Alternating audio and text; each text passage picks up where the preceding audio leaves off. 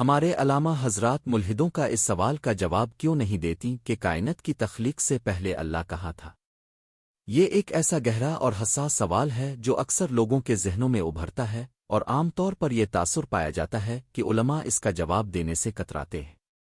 لیکن حقیقت یہ ہے کہ اسلامی روایت، فلسفے اور علم کلام میں اس سوال پر بہت تفصیل سے گفتگو کی گئی ہے۔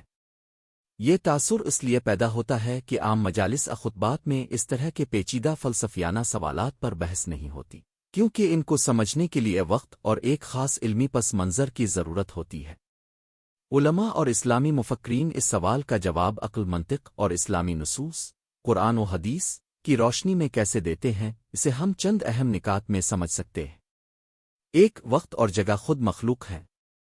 سب سے بنیادی نکتہ یہ ہے کہ کہاں وہ اور کب کے الفاظ وہاں استعمال ہوتے ہیں جہاں وقت اور جگہ موجود ہوں۔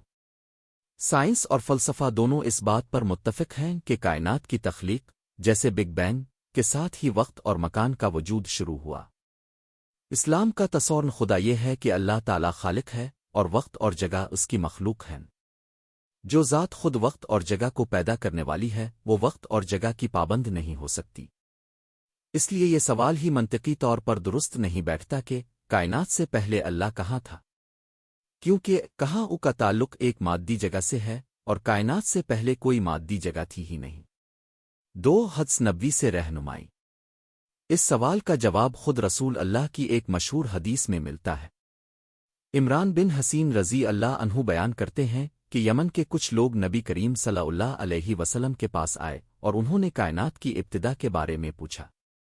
آپ صلی اللہ علیہ وسلم نے فرمایا، وَإِنِ أَلِّيَا وَإِلَمَ إِوَانَ شَيْءٍ غَيْرَهَا، اللہ تھا اور اس کے علاوہ کوئی چیز موجود نہ تھی۔ صحیح بخاری 3191۔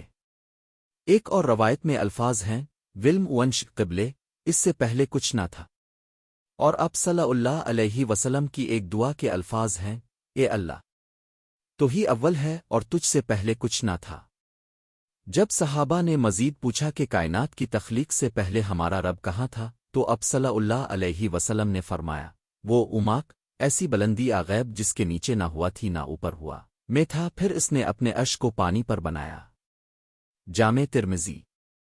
محدثین اس سے مراد یہ لیتے ہیں کہ وہ ایک ایسی حالت تھی جو انسانی عقل اور مادی پیمانوں سے ماورا ہے۔ تین، انسانی عقل کی محدودیت۔ انسانی عقل صرف ان چیزوں کا تصور کر سکتی ہے جو اس نے مادی دنیا میں دیکھی ہوں یا جو وقت اور جگہ کے دائرے میں آتی ہوں۔ مثال کے طور پر ہم کسی ایسی چیز کا رنگ تصور نہیں کر سکتے جو ہماری بینائی کی حد سے باہر ہو۔ اسی طرح ہماری عقل کائنات سے پہلے کی اس حالت کا احاطہ نہیں کر سکتی جہاں اے وقت اون کی کوئی گھڑی ٹک ٹک نہیں کر رہی تھی اور جہاں کوئی جگہ موجود ہی نہیں تھی۔ اللہ تعالیٰ کی ذات زمان ومکا سے پاک ہے۔ چار، ملحدین کے اعتراض کا منطقی تضاد۔ علماء یہ بھی واضح کرتے ہیں کہ ملحدین جب یہ سوال کرتے ہیں تو وہ منطقی تضاد کا شکار ہوتے ہیں۔ اگر ملحد یہ مانتا ہے کہ کائنات خود بخود عدم سے وجود میں آئی تو عدم میں بھی نہ کوئی جگہ تھی نہ وقت۔ اگر مادی کائنات کسی نقطے سے شروع ہو سکتی ہے تو اس کا خالق جو مادی نہیں ہے وہ وقت اور جگہ کی قید سے آزاد کیوں نہیں ہو سکتا؟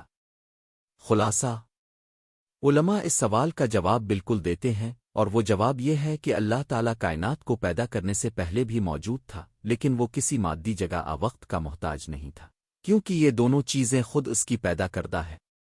وہ اپنی شان کے مطابق موجود تھا جسے الفاظ اور مادی پیمانوں میں قید نہیں کیا جا سکتا۔